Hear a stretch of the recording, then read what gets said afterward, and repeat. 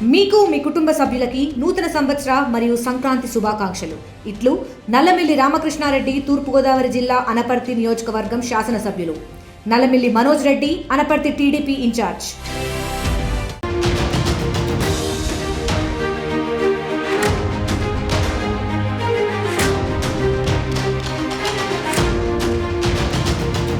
Maoist పార్టీకి big shock తగిలింది.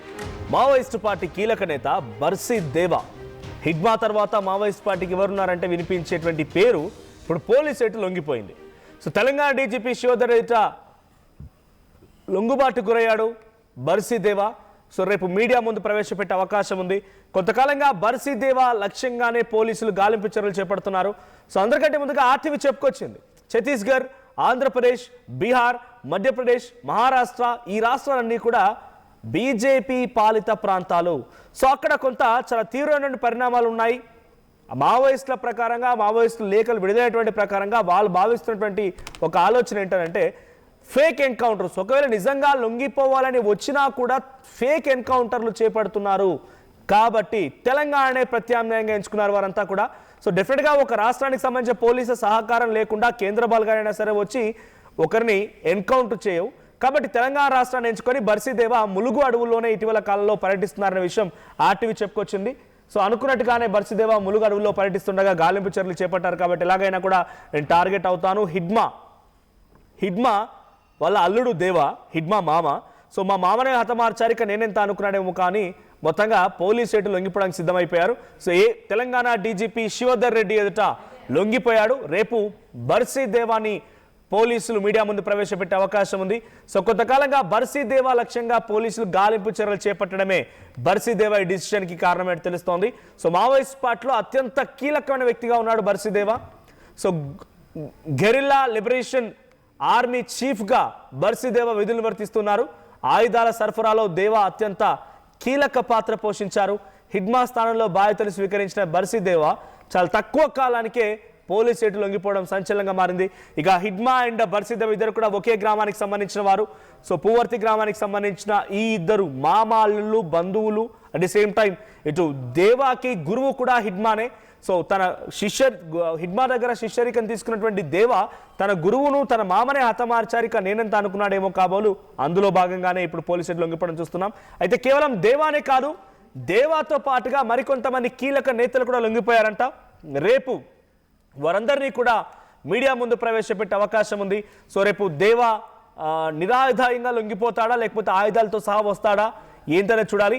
Yes, మా ప్రతినిధి ఆదిలాబాద్ నుంచి రవినాయక్ ఉన్నారు. రవినాయక్, సో రేపు బర్సీ దేవా లొంగిపోబోతున్నాడు, బర్సీ దేవా లొంగుబాటు గురవుతున్నాడు. బర్సీ దేవా ఎటువంటి పాటుగా ఇంకెవరైనా కీలకమైన నేతలు ఉన్నారా? సో కీలకమైన నేతల్లో తెలంగాణ రాష్ట్రానికి సంబంధించినటువంటి పలువురు నేతల పేర్లు కూడా వినిపిస్తూ ఉన్నాయి. సో అటు దేవ్జీ, తిప్పర్ తిరుపతి, ఆయన తెలంగాణకు సంబంధించిన ఆయన. అట్ ది సేమ్ టైం అటు బడే చొక్కరావు అలియాస్ దామోదర్, ఆయన. ఈ ముగ్గురు కూడా ములుగు జిల్లా అడవుల్లో తిరుగుతున్నటువంటి ప్రచారం ఆ మధ్యలో కనిపించింది. ఆర్టీవీ ఉన్నటువంటి విశ్వసనీయ సమాచారం మేరకి, ఛత్తీస్గఢ్ పోలీసులు చెప్తున్నటువంటి విషయాల మేరకి ఆర్టీవీ కూడా వార్తలు ప్రచురించింది. మనం అనుకున్నది నిజమైంది. సో ఇప్పుడు ఏం జరగబోతోంది? దేవాతో పాటుగా ఇంకెవరెవరు లొంగిపోబోతున్నారు?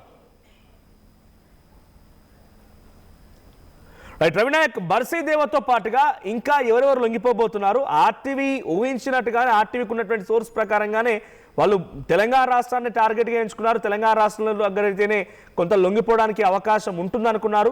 అందులో భాగంగానే ఇప్పుడు తెలంగాణ రాష్ట్ర డీజీపీ శివధర్ రెడ్డి ఎదుట లొంగిపోతున్నారు. సో దేవాతో పాటు ఇటు తెలంగాణకు సంబంధించిన తిప్పరి తిరుపతి పేరు ప్రధానంగా వినిపిస్తోంది.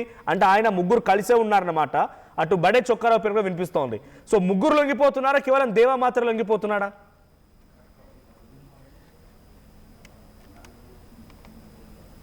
కనుక చూసినట్టుగా అయితే చాలా క్లియర్ గా దేవా ప్రస్తుతం తెలంగాణ పోలీసుల విచారణలో ఉన్నారు. తెలంగాణ పోలీసుల విచారణలో ఈ 19 మంది మావోయిస్టు నాయకులు కూడా ఉన్నట్టు, దీంట్లో కొంతమంది డీవీసీ సభ్యులు ఉన్నట్టు, డీవీసీతో పాటు మళ్ళీ ముఖ్య నాయకులు కమాండర్లు కూడా ఉన్నట్టు చెబుతున్న పరిస్థితి. పిఐజిఏ నంబర్ 1 బెటాలియన్ చెందిన ఎవరైతే హిడ్మా సన్నిహితుడు బల్సి దేవ గురించి పలు కథనాలు ఇంతకుముందే ఆర్టీవీ ప్రసారం చేసిన పరిస్థితి తెలిసింది. చెప్పిన పరిస్థితిలో మనం ఒకసారి పూర్తి వివరాలు కనుక పోతే నంబర్ 1 టీఎల్జీ బెటాలియన్ దాదాపుగా 300 మంది సమావేశం ఉంటారు. దీంట్లో చాలా శిక్షణ పొందిన కామ్రేడ్స్ ఉంటారు. ఈ కామ్రేడ్స్ లో ప్రధానంగా నిన్నటి వరకు ప్రముఖంగా 2 నెలల వరకు ప్రముఖ పేరు వినబడ్డ వ్యక్తే హిడ్మా సన్నిహితుడే దేవ. ఈ దేవ తనకు ఒక రకంగా రిలేటివ్ అవుతాడు.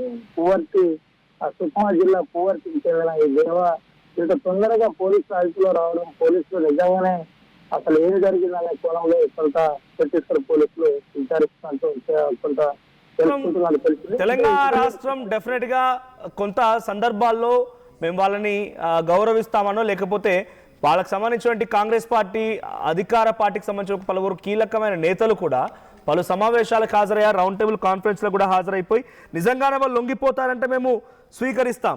ఇప్పుడు వాళ్ళు ఉండాల్సింది అడవుల్లో కాదు, ప్రజల్లో ఉంటూ ప్రజల మధ్యన ఉంటూనే ప్రభుత్వాలను ప్రశ్నించాలని చెప్పి పలువురు కీలక నేతలు కూడా మాట్లాడుకోవడం జరిగింది. అటు మిగతా రాష్ట్రాలు ఎవి చూసినా కూడా బీజేపీ పాలిత ప్రాంతాలు, సో మావోయిస్టుల ఆలోచన ప్రకారంగా బీజేపీ పాలిత ప్రాంతాలు లొంగిపోదామన్నా కూడా ఫేక్ ఎన్కౌంటర్ల పేరిట హతమారుస్తున్నారు. కాబట్టి తెలంగాణ వారికి చాలా ఒక అవకాశం కనిపించింది.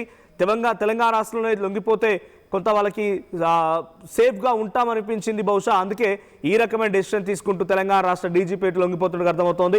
సో బర్సీ దేవాతో పాటుగా ఇంకెవరైనా ఉన్నారా అనేది ఇక్కడ బిగ్గెస్ట్ క్వశ్చన్. బర్సీ దేవా ఒక్కడేనా? బర్సీ దేవాతో పాటుగా ఇంకెవరైనా ఉన్నారా? సో ప్రధానంగా ఛత్తీస్గఢ్ పోలీసులకు సంబంధించి ఇంటెలిజెన్స్ నిఘా వర్గాలతో పలుమార్లు ఆర్టీవీ ప్రతినిధులు అందుబాటులోకి వెళ్ళి వారితో మాట్లాడినప్పుడు కూడా ఛత్తీస్గఢ్లో ఎక్కడ కూడా మావోయిస్టులు లేరు. ఇప్పుడు అంతా తెలంగాణ వైపుగా వచ్చేసారు, తెలంగాణలోనే ఉన్నారు, వారంతా తెలంగాణలో పర్యటిస్తున్నారు. సో తెలంగాణలోనే ఉన్నటువంటి మాటని వాళ్ళు నిర్ధారించారు. ఇంటెలిజెన్స్ నిఘా వర్గాలు కూడా పలు సందర్భాల్లో చెప్పుకొచ్చాయి. దీనిలో భాగంగా ములుగు జిల్లా అడవుల్లో బర్సీ దేవా అండ్ బడే చొక్కారావు, తిప్పరి తిరుపతి అలియాస్ దేవ్జీ అందరూ కూడా ఉన్నారనే సమాచారం పక్కాగా ఉంది. కాబట్టి గాలింపు చర్యలు మొదలుపెట్టారు. సో గాలింపు చర్యలో భాగంగా ఎలాగైనా సరే ఇక మా పని కొంత ఇబ్బందే ఉంది, టెక్నాలజీ మాకు సరిపోవడం లేదు, మావోయిస్ట్ పార్టీ మొత్తం కూడా విచ్ఛిన్నమైపోయింది, విభేదాలు ఉన్నాయి. సో ఈ సమయంలో ఇంకా అడవుల్లో కొనసాగడం కరెక్ట్ కాదనుకున్నారేమో కానీ బర్సీ దేవా తెలంగాణ డీజీపీ శివధర్ రెడ్డి ఎదుట లొంగిపోయారంట. సో రేపు మీడియా ముందుకు వచ్చే అవకాశం ఉంది. రవినాయక్, బర్సీ దేవా మాత్రమే ఉన్నారా? బర్సీ దేవాతో పాటుగా ఇంకెవరైనా కీలకమైన నేతలు ఆయనతో పాటుగా లొంగిపోబోతున్నారా? ఎస్ మనోజ్, దీంట్లో కొంత తెలంగాణకు చెందిన వారు ఒకరిద్దరు ఉండొచ్చనే కొంత ప్రచారం జరుగుతుంది. దీంట్లో ప్రధానంగా అంటే తెలంగాణ రాష్ట్రానికి రావాల్సిన అవసరం ఏమొచ్చింది, ఎందుకు తెలంగాణ రాష్ట్రంలో మళ్ళీ మావోయిస్టుల అలజడి వరుసగా కొనసాగుతుంది. గతంలో అసలు తెలంగాణ రాష్ట్రంలోనే మావోయిస్టులు లేరు అనే చెప్పిన డీజీపీ ఎదుటనే పదుల సంఖ్యలో సరెండర్లు కొనసాగుతున్నాయి, జనజీవన స్రవంతిలో కలుస్తున్నారు, మావోయిస్టు భాషలో చెప్పాలంటే ప్రజా జీవితంలోకి వస్తున్నారు. ఎందుకు ఏంటి అనే కోణంలో కొంత ఒక చర్చ అయితే తెలంగాణలో కొనసాగుతున్న పరిస్థితి. అయితే ఛత్తీస్గఢ్ సేఫ్ కాదని చాలా క్లియర్గా తెలిసిన తర్వాతనే ఇటు ఆంధ్రప్రదేశ్కి వస్తున్నట్టు ఆంధ్రప్రదేశ్కి రావడంతో ఆంధ్రప్రదేశ్లో నేరుగా పోలీసులకు సమాచారం ఇచ్చి మరి వస్తున్నారనే ఒక ప్రచారం కొనసాగుతుంది. దీంతో పాటు అంటే కొంత గతంలో కూడా ఛత్తీస్గఢ్ నిఘా వర్గాలు చెప్పిన విధంగా మావోయిస్టు పార్టీ అంతా కూడా తెలుగు రాష్ట్రాల్లో ఉంది, తెలుగు రాష్ట్రాల్లో ఏదో పనిపై ఆ పని చూసుకొని పని చేసుకుంటున్నారు, అడవిలో ఎవరు లేరు అనే ప్రచారం కూడా గతంలో ఛత్తీస్గఢ్ పోలీసులు చెప్పిన పరిస్థితి. అదేవిధంగా మనం చెప్పుకోవచ్చా, లేదంటే ఇతరత్ర వేరే కారణాలు ఉంటాయా ఏందనే కోణంలో మనం కొంత చెప్పలేం. కానీ చాలా క్లియర్గా నిన్న సిఎల్సి రాష్ట్ర కార్యదర్శి చెప్పిన విధంగా, లక్ష్మణ్ చెప్పిన విధంగా పోలీసుల అదుపులో క్లియర్గా బర్సీ దేవాతో పాటు 19 మంది ఉన్నారు, వెంటనే వారిని కోర్టులో హాజరుపరచాలి లేదంటే మీడియా ముందు హాజరుపరచాలని క్లియర్గా చెప్పిన పరిస్థితి. వెంటనే హాజరుపరచకుంటే ఒక రకంగా ఆందోళనకర పరిస్థితి ఉంటుంది, రాజ్యాంగానికి విరుద్ధంగా వ్యవహరించిన వారు అవుతారని చెప్పిన పరిస్థితి కనబడింది. దీంతో పాటు ఆర్టీవీ కూడా గతం నుంచి చాలా క్లియర్గా చెబుతూనే ఉన్నాం. అంటే ఆపరేషన్ కగార్ అంశం స్పీడప్ అయింది, ఆపరేషన్ కగార్ 2026 లోగా పూర్తి చేస్తామని చెబుతున్నారు. 2 నెలలే సమయం ఉంది కాబట్టి ఇటు కేంద్ర రాష్ట్ర బలగాలు కూడా చాలా సీరియస్గా పావులు కలుపుతూ ముందుకు వెళ్తున్న పరిస్థితి కనబడుతుంది. ఒక రకంగా ఇబ్బందికర పరిస్థితి ఉంది. అంటే 2 కిలోమీటర్లకు ఒక మిలిటరీ క్యాంప్ ఏర్పాటు చేశారు. అంటే క్యాంప్ ఏర్పాటు చేశారంటే భద్రతా బలగాల క్యాంప్ ఏర్పాటు జరిగాయి. ఏ చిన్న సమాచారం వచ్చినా అంటే ఇంటెలిజెన్స్ ద్వారా కావచ్చు, లేదంటే సాంకేతిక పరిజ్ఞానం ఇతరత్ర పరిజ్ఞానాల ద్వారా వచ్చిన ఏ సమాచారం వచ్చినా నేరుగా బండ్లపై ఫోర్స్ వెళ్తుంది. ఫోర్స్ వెళ్ళి హిట్టింగ్ చేసే ప్రయత్నం జరుగుతుందని అక్కడ ప్రచారం ఉంది. కాబట్టి చాలా సీరియస్గా ఇటు కొంత ఆ పార్టీ కూడా ఆలోచిస్తున్నట్టు తెలిసింది. నేరుగా ఆ ప్రజా జీవితం అంటే జనజీవన స్రవంతిలో కలవడమే తప్ప వేరే సోర్స్ లేదు అని కూడా ప్రచారం జరుగుతున్న తరుణంలోనే తెలంగాణలో ఆ హిడ్మా మరో హిడ్మాగా చెప్పుకునే బల్సిదేవ నేరుగా పోలీసుల అదుపులో ఉన్నాడు. ప్రస్తుతం విచారణ కొనసాగుతుంది. రేపు లేదా ఎల్లుండి డీజీపీ శివధర్ రెడ్డి ఆధ్వర్యంలో మీడియా సమావేశం నిర్వహిస్తారని చెబుతున్న పరిస్థితి కనబడుతుంది. అయితే చాలా క్లియర్గా డీజీపీ శివధర్ రెడ్డి ఒకే ఒక విషయం చెప్తున్నట్టు మనకు సమాచారం ఉంది.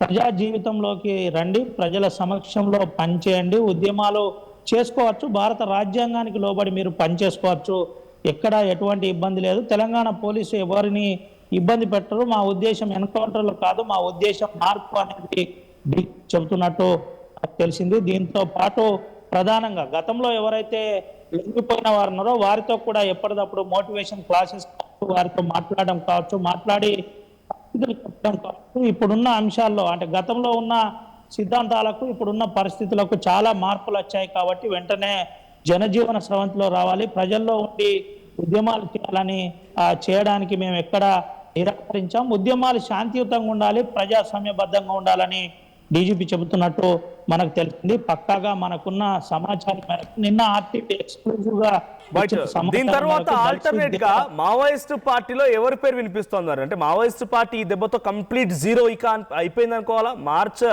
2026 అనేటువంటి లక్ష్యాన్ని జనవరిలోనే అచీవ్ చేస్తుంది అనుకోవాలా కేంద్ర ప్రభుత్వం? లేదు ఇంకా ఆప్షన్ ఉందా? బర్సిదేవ తర్వాత పార్టీని లీడ్ చేయడానికి, పార్టీని కాపాడుకోవడానికి ఎవరైనా కీలక నేతలు కనబడుతున్నారా?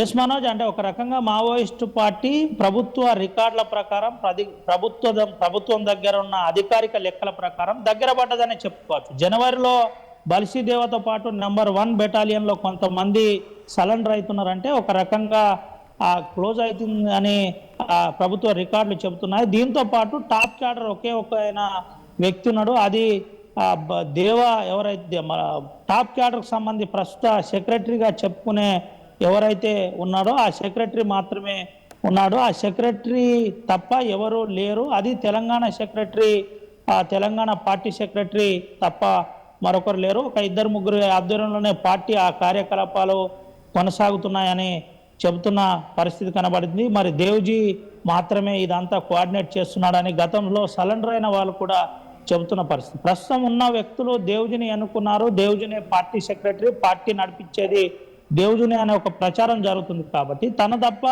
ప్రస్తుతానికి ఎవరు లేరని చెబుతున్న పరిస్థితి. తనతో పాటు తెలంగాణ రాష్ట్ర సెక్రటరీ కూడా ఉన్నట్టు తెలంగాణ రాష్ట్ర సెక్రటరీ కూడా తన తెలంగాణకు సంబంధించిన కార్యకలాపాలు కొనసాగిస్తున్నట్టు తెలుస్తున్న పరిస్థితి. ఇదంతా ప్రభుత్వ లెక్కల ప్రకారం కొనసాగుతుంది. దీని అంశంలో కొంత 2026 జనవరి 21తో కొంత ఒక క్లారిటీ వచ్చే అవకాశం ఉంది. అంటే ఒక క్లారిటీ అంశంలో 21 తర్వాత కేంద్ర రాష్ట్ర ప్రభుత్వాలు మీడియా సమావేశం నిర్వహించనున్నారు. అనంతరం మార్చి 21 తర్వాత అసలు రాష్ట్రంలో దేశంలో ఎక్కడ మావోయిజం కనబడకుండా గతంలో 127 జిల్లాల్లో ఉన్న మావోయిజం ఆ తర్వాత 52 జిల్లాలకు పరిమితమైంది, ఆ తర్వాత 22 జిల్లాలకు పరిమితమైంది, 27 జిల్లాలకు పరిమితమైందని చెప్పుకునే అంశం ఇప్పుడు 6 జిల్లాల్లో మాత్రమే మావోయిజం కనబడుతుంది. రెడ్ కారిడార్ నడ్డి విడిచేశాం అని చెబుతున్న పరిస్థితిలో ఇప్పుడు పశుపతి నుంచి అటు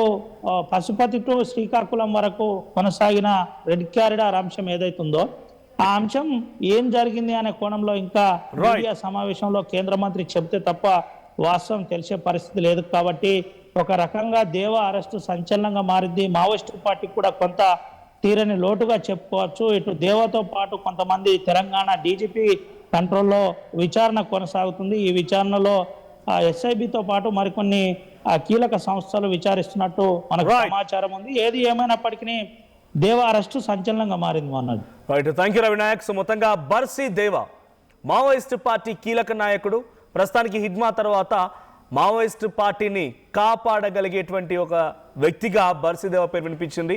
కానీ బర్సిదేవ ఇప్పుడు తెలంగాణ రాష్ట్ర పోలీసులు లొంగిపోవడం జరిగింది. సో రేపు మీడియా ముందుకు వచ్చే అవకాశం ఉంది. ఇక దీంతో మావోయిస్టు పార్టీ పూర్తిగా జీరోకి వచ్చేసింది. ఇక మావోయిస్టు పార్టీని మార్చి 31, 2026 కల్లా లేకుండా చేస్తామనేటువంటి లక్ష్యంగా పెట్టుకున్న కేంద్ర ప్రభుత్వం యొక్క లక్ష్యం అనుకున్న సమయానికంటే కొంత ముందుగానే పూర్తయినట్టు కనబడుతోంది. సో బర్సిదేవతో పాటుగా మరికొంతమంది కీలక నేతలు కూడా ఉన్నారు. తెలంగాణ రాష్ట్రానికి సంబంధించిన పలువురు కీలక నేతలు కూడా రేపు మీడియా ముందు ప్రవేశపెట్టే అవకాశం ఉంది. సో నిరాయుధంగా లొంగిపోతారా, ఆయుధాలతో పాటు వస్తారా, రేపు వచ్చిన తర్వాత డెఫినెట్గా లొంగిపెట్టినటువంటి మావోయిస్టులని తెలంగాణ రాష్ట్రంలో డీజీపీ శివధర్ రెడ్డి నేతృత్వంలో మీడియాతో కూడా మాట్లాడిస్తున్నారు. కాబట్టి రేపు దేవా ఏం మాట్లాడతారో చూడాలి.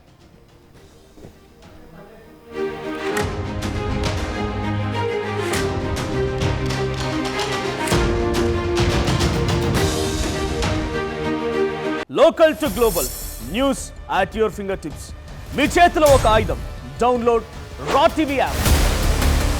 Media legend Ravi Prakash is back.